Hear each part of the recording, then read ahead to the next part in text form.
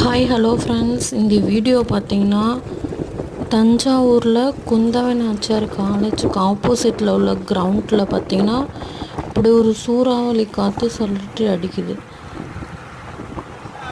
இது நான் இதுவரை பார்த்ததில்ல. நீங்கள் எதோ பார்த்துருந்தீங்கன்னா லைக் அண்ட் சப்ஸ்கிரைப் பண்ணுங்கள். பாய்.